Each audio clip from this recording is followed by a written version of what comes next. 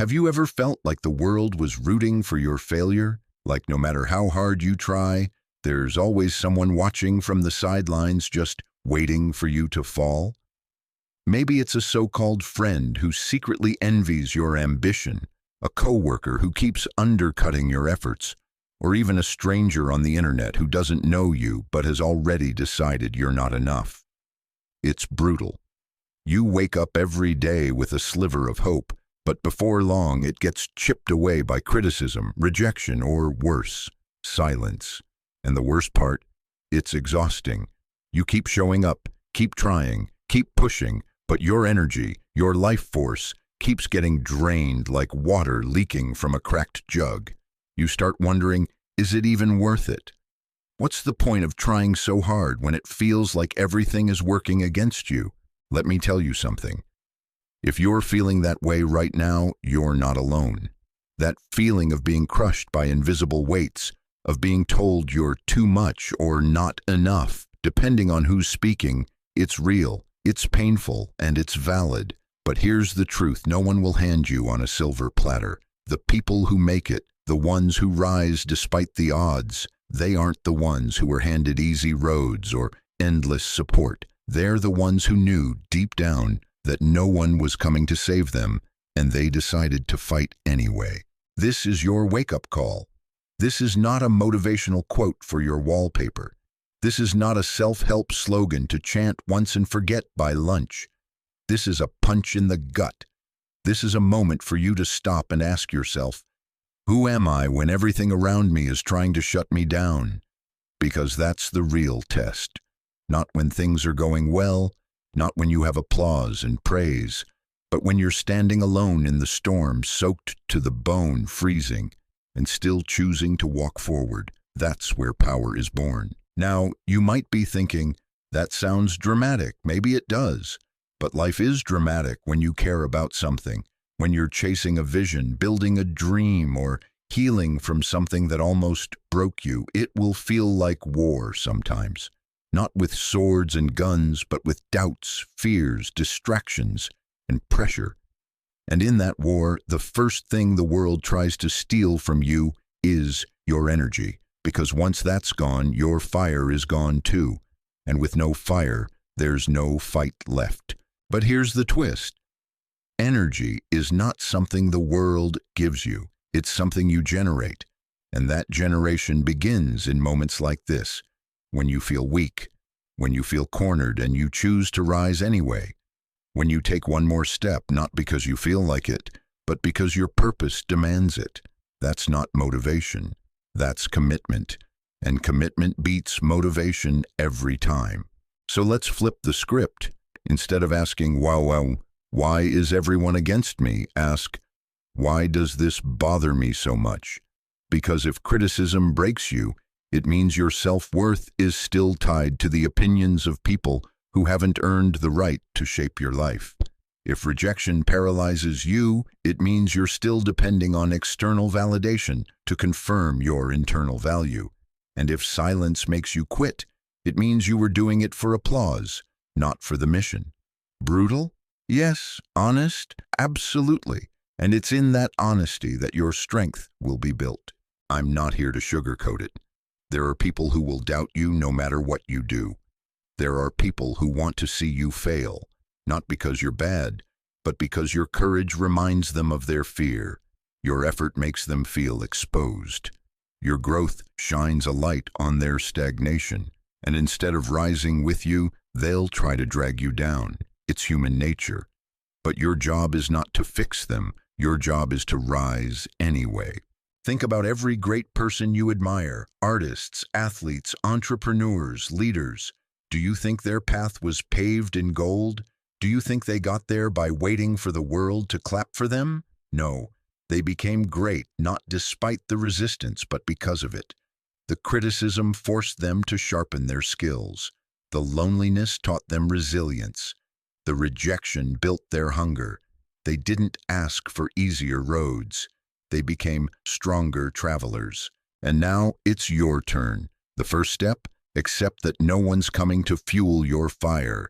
You have to do it yourself, every day, especially when it's hard, especially when no one is watching, especially when you feel like giving up, because that moment, the one where you're about to quit, is the same moment that separates those who dream from those who do. It's the moment that defines your identity, and identity is not what you say. It's what you prove in silence, in darkness, in grind mode when no one's clapping and everything hurts. So what do you do when the world tries to drain you? You look it in the eye, take a deep breath and say, "Not today." You move, you build, you fight, not out of hate, not to prove them wrong, but to prove to yourself that nothing can break you, not anymore. And that mindset, that's your first weapon, that's your shield. That's your source of energy no one can steal because it's built from the inside out. This is your invitation, or maybe it's your challenge. Either way, it's real. Don't just survive the battle, command it. Don't just endure the pressure, become stronger because of it. Don't wait for the world to lift you. Stand up and lift yourself. Because when you do that, consistently, relentlessly, unapologetically, you become unstoppable. And the world? It can't drain someone who creates their own power. It can't drown someone who has already learned to breathe underwater. So get up, lock in, and let's go.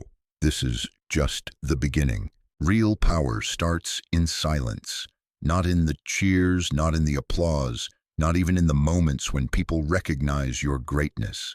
No, it starts when no one sees you. When you're alone in your room, staring at a blank screen or dragging yourself out of bed, when every cell in your body says, "Just stay down." It's in those moments where the voice inside becomes louder than the noise outside. That's when you start to realize something most people never learn. The most sustainable, unshakable form of energy doesn't come from hype. It comes from purpose. And purpose is personal. Purpose is internal. Purpose is yours. They can mock you, doubt you, betray you, but they can't touch that. They can't touch the thing inside you that says, "I'm not finished yet." That says, "I didn't come this far just to come this far." That whispers, "Let's go again," when everything else tells you to quit. Most people burn out not because they work too hard, but because they work for the wrong reasons. They chase likes, not legacy. They want followers before they've built discipline. They crave validation before they've earned it. And when that shallow approval dries up, so does their energy. Because here's the truth, if the fuel that drives you can be taken away by a bad comment, a missed opportunity, or a slow week, then it was never real fuel to begin with. Real fuel comes from your why, not just the pretty version you post online, the raw, gritty, unfiltered version. The part of you that knows why you started, the part of you that remembers what it cost to get here, the part that refuses to let pain be wasted. That's your fire, that's your anchor. So ask yourself, what are you building and who are you building it for? Because if your answer isn't tied to something deeper than money or popularity, then the storms will break you. But if it's rooted in something deeper, maybe it's breaking a family cycle. Maybe it's proving to your younger self that they were always worthy. Maybe it's carving a path for people who don't have one. Then, congratulations. You've already tapped into a power that no one can steal. And now the game becomes simple. Protect that fire at all costs. Guard it from distraction, from noise, from other people's expectations. Your energy is sacred. You don't have to waste it explaining yourself to those who are committed to misunderstanding you. You don't need to shrink so others feel comfortable. You don't need to pause your momentum to convince people who haven't even started. The moment you realize that your energy is yours to protect, you start moving differently. You stop begging for permission and start building without applause. You stop chasing attention and start attracting respect. You stop reacting and start creating. And let me tell you something. Creation is where energy multiplies. Every time you act in alignment with your purpose, you generate momentum. Every time you push forward with intention, even when you're tired, you stack belief. And belief is energy. Belief is fire. Belief is momentum you can't fake. But here's what makes this hard. Most people have forgotten how to be alone with themselves. They're afraid of silence because in silence, you face your real self. No distractions, no filters, no performative versions, just you, raw and honest. And that's where the magic is. That's where you get clear. That's where you stop absorbing the world's narrative and start writing your own. In silence, you ask yourself the questions that matter. What do I really want? What do I believe in? What kind of person am I willing to become? And the answers, though they might scare you, will give you a clarity that caffeine and motivation never could. So when the world tries to drain you, when it throws obstacles at you, critics, failure, isolation, don't just resist. Reflect. Ask, what is this trying to teach me? What am I supposed to gain from this pressure? Because the truth is, pressure reveals purpose. And once you know your purpose, your energy becomes immune to small minds and small talk. You stop wasting it on comparison, jealousy, fear. You start pouring it into your mission, your craft, your evolution. And speaking of evolution, this is not about being high energy 24/7. That's not real. That's not sustainable. You're not a robot. You're human. And humans operate in rhythms. There will be days when you feel off. Days when you don't want to get up, don't want to show up, don't want to do the work. And that's okay. Rest is not weakness. Recovery is strategy.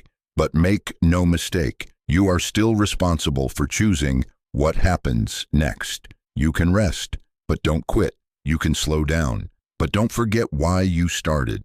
Because even on your lowest days, your reason is still valid. Your why is still alive. And sometimes the most powerful thing you can do is just show up. Even if all you can offer that day is 40% of your usual 100%. That 40% counts. That 40% builds character. That 40% reminds you that you are the kind of person who follows through even when it's hard. So now we come back to the core truth. No one can give you this energy. And that's good news, because it means no one can take it from you either. It lives in your decision to keep going. It lives in your refusal to quit. It lives in the way you rise again and again and again, no matter how many times you've been knocked down. The world will try to drain you, yes, but only if you let it. Only if you forget who you are. Only if you hand over your power. Don't. Not today. Not ever. Your energy is yours. Fuel it with purpose. Protect it with boundaries. Multiply it through action. And let it carry you through everything they said you couldn't survive. Because here's the final truth of this chapter. When your fire comes from within, it never burns out. It only burns brighter. Pain is inevitable. You can't outrun it. You can't hide from it. No matter who you are or what path you choose, life will find ways to test you.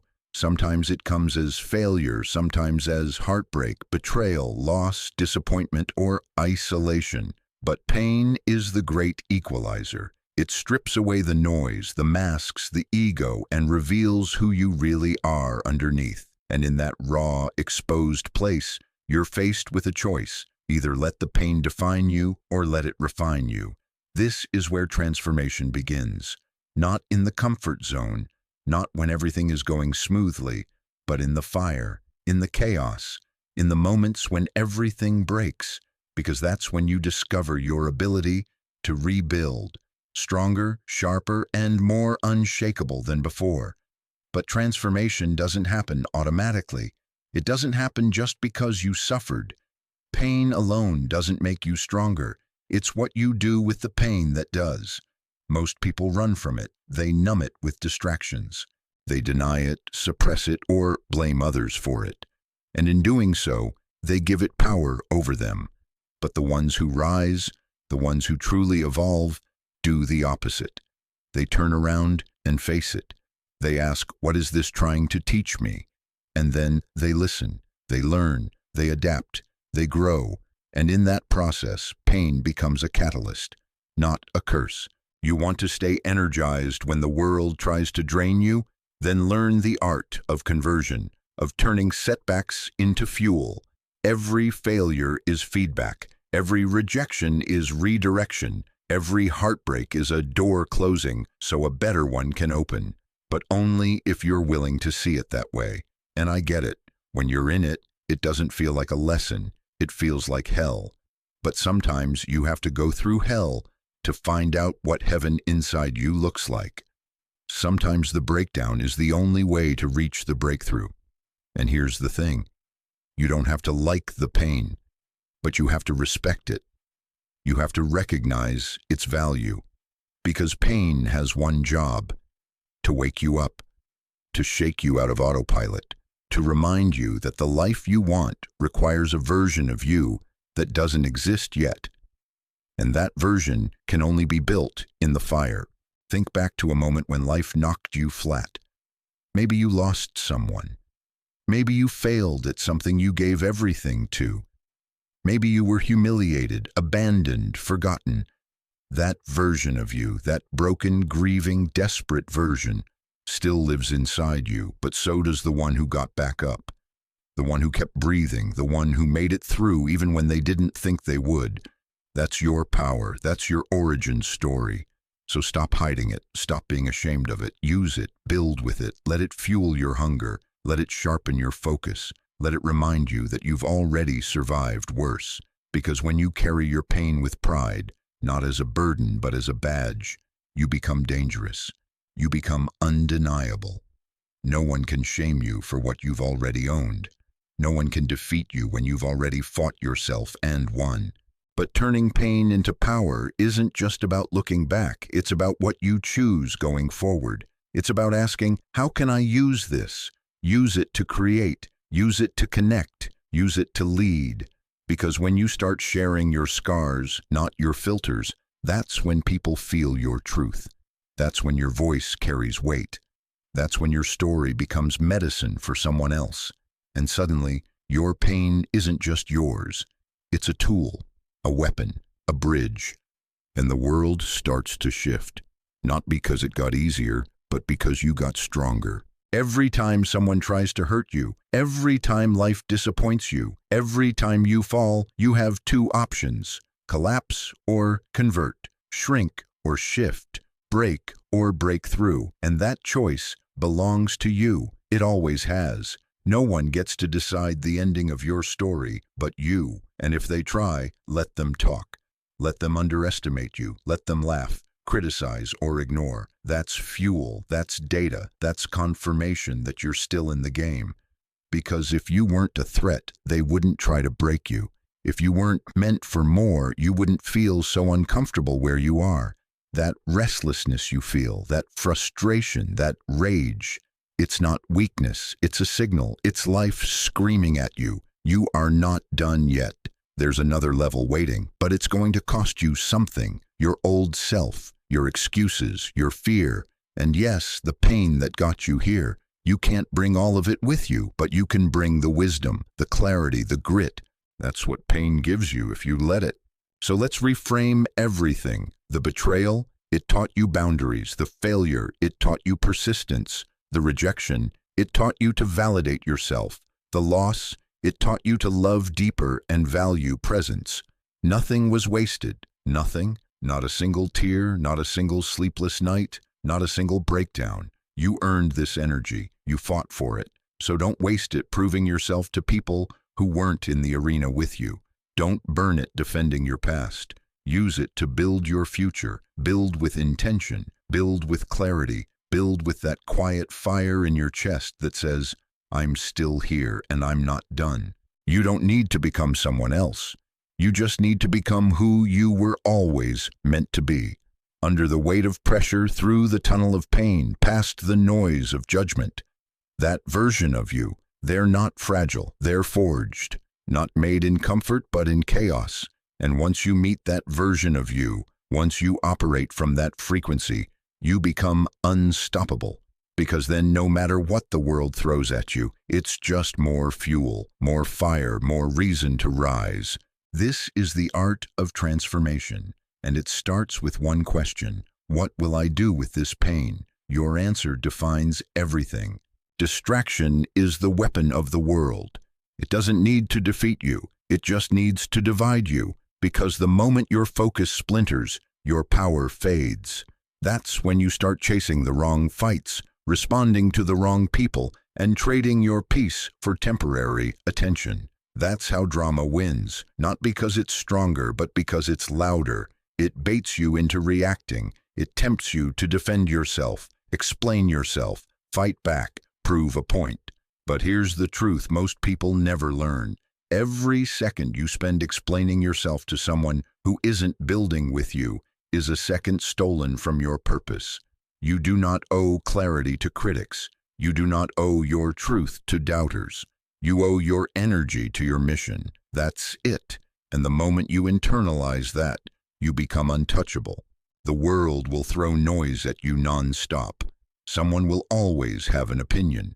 Someone will always misunderstand your intentions. Someone will always twist your words. But none of that matters if you're locked in, because the person who is obsessed with progress doesn't have time for pettiness. The person who is chasing a vision can't stop to argue with someone still stuck in survival mode. You are here to build, to evolve, to rise, not to babysit egos, not to win popularity contests, not to play mental ping pong with people who aren't even in the arena with you. Every second you give to drama is a seed you didn't plant in your dream. Let that sink in. The most dangerous thing you can do is dilute your energy to match the frequency of those who aren't going anywhere. You want to stay energized? Then protect your frequency like your life depends on it, because it does. Your attention is your currency. Spend it on things that compound. Spend it on habits, on craft, on clarity, on systems, on strategy, not gossip, not shade, not approval. Because here's what drama does. It makes you reactive. And when you're reactive, you're not in control. You're being puppeteered by other people's chaos. You're living in defense mode, not creation mode. You're playing small battles while your empire waits to be built. Let them talk, let them post, let them whisper. And while they do, build silently, grow loudly, win relentlessly. Let your results be the rebuttal. Let your growth be the response. You see, drama only works on people who have something to prove. But once you realize your value isn't up for debate, the noise becomes background static. You stop chasing closure from people who only ever gave you confusion. You stop asking for respect from people too broken to respect themselves. And you stop thinking that every attack requires a counterattack. No, not every fire deserves your water. Some flames die out when you walk away. That's not weakness, that's wisdom. Because high-level players don't get pulled into every side quest. They stay locked on the mission. And your mission is too important to be delayed by people who don't even understand the game you're playing. Here's the shift. You don't need to win arguments. You need to win seasons. You don't need to clap back. You need to clap forward by turning every insult into investment. Time is your most limited resource. You don't get refunds, so be ruthless with it. Audit your day, audit your habits. Ask yourself, is this conversation moving me forward? Is this reaction costing me momentum? Is this distraction worth my dream? And if the answer is no, let it go. Cut it, block it, unfollow it, silence it, and return to your lane with tunnel vision and cold fire in your soul. Because that's the thing about people who are truly locked in. They look unbothered not because life is easy, but because they've chosen their battles. They've decided that their energy is too sacred to be wasted, proving things to people who wouldn't get it, even if they tried. And when you operate like that, everything changes. Your clarity sharpens, your habits tighten, your growth accelerates, and most importantly, your peace expands. That peace is your power source. Don't trade it for temporary drama that leads nowhere. Let the haters have their fun. Let the doubters gossip. Let the small minds misinterpret. Your path doesn't require their permission, and your progress doesn't stop because someone else refuses to understand it. Focus is the ultimate rebellion in a world addicted to distraction, and you You are not here to react. You are here to lead. You are here to build. You are here to win quietly and let them wonder how you did it. So every time you feel the urge to explain, to defend, to fire back, pause, breathe, and remember, lions don't reply to flies, champions don't argue with critics, and builders don't throw bricks at barking dogs. They stack them into empires. That's your energy, cold, clear, committed, not frantic, not thirsty for attention, but calm, focused, powerful. So go build, go create, go outwork every whisper, and when the world looks up in shock, wondering how you did it without ever clapping back, you'll smile. Because you know the truth. You never needed to win the drama. You just needed to win the war. You are not alone. And you were never meant to do this alone. But here's the twist. They may walk with you, support you, stand beside you, after you move first. Most people wait for a leader, for a signal, for permission, but not you. Because if you're listening to this, it means you've already felt the shift inside. You're no longer looking around, hoping someone else will go first. You're not waiting to be chosen. You're choosing yourself. And that decision, that inner declaration, is what separates the average from the exceptional. That's how leaders are born, not with applause but in silence, not with a title but with action, not when it's easy but when it's inconvenient, uncomfortable, and uncertain. And the truth is, leadership is lonely. Not because you're truly alone, but because you're willing to go before it's popular, to stand tall before it's safe, to believe before there's proof. That loneliness, it's not a sign you're lost, it's a sign you're ahead. You see, people are watching, silently, quietly. They may not like every post, they may not comment on your progress, but they're watching, waiting. For what? To see if you're real, to see if you'll break, to see if this new version of you is temporary, or if it's the truth. And when you keep showing up, especially when it's hard, you give others permission to rise too. That's leadership. That's legacy. That's how movements start, not with volume, but with consistency. You may feel invisible now. You may feel misunderstood, but keep building, keep rising, because every step you take into your power sends a message to someone else. You can do this too. Your courage gives birth to theirs. Your resilience plants seeds in people you'll never even meet. You might be the first in your circle to go all in, but you won't be the last. Your energy, your discipline, your light, it expands, it inspires, it changes rooms just by entering them. And not because you speak loudly, but because you carry quiet conviction. But don't get it twisted. Leading doesn't mean having all the answers. It means being willing to go first anyway, to fail publicly, to try when others hesitate, to keep your heart open in a world that keeps trying to close it. That vulnerability, that's not weakness. That's your superpower. That's what makes your leadership real, because people don't follow perfection. They follow authenticity. They follow people who've bled and kept going, who've been doubted and kept believing, who've failed and kept building. That's you. That's the energy you're bringing. And that energy will attract the right people, the right team, the right tribe, not all at once, not overnight, but piece by piece, soul by soul. You'll start to feel it. You're not alone anymore. You never were. Still, remember this. You lead by example, not by demanding, but by demonstrating. So ask yourself, how do I show up when no one's clapping? How do I move when no one's watching? Because the way you treat the process when it's silent determines the kind of people who will eventually surround you. And they don't follow what you say. They follow who you are. So be someone worth following, not flashy, not perfect, but relentless, grounded, awake. When people see that, they won't just admire you, they'll mirror you. And that ripple is how you shift the culture. That's how you change the game. By being so locked in, so disciplined, so lit from within, that you pull others up with your gravity. And here's the thing. There will still be days you doubt yourself. Days when it feels like the burden is too heavy. Days when you question whether you're really built for this. That's normal. That's part of the climb. But on those days, remember this. Every leader has been where you are. Every legend had moments when they almost quit. Every giant started as someone small, scared, and searching. What made them different? They didn't stay there. They didn't give up. They didn't let the weight crush them.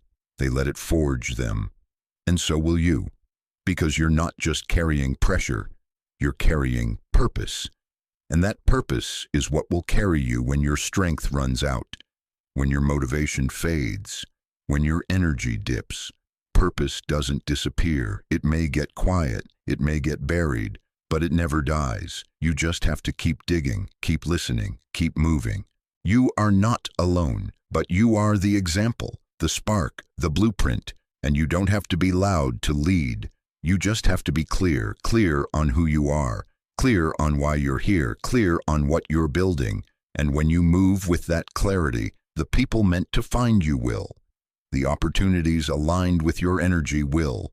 The future that's waiting for you will unfold, one bold, intentional step at a time. So don't slow down, don't shrink, don't second-guess your light just because it makes others uncomfortable. Shine anyway, lead anyway, build anyway, because in doing so, you not only protect your energy, you multiply it. And in a world that tries to drain, distract, and divide, being the source of your own power and lighting the way for others, that's the highest form of leadership there is. And it starts with you, right here, right now. Go lead.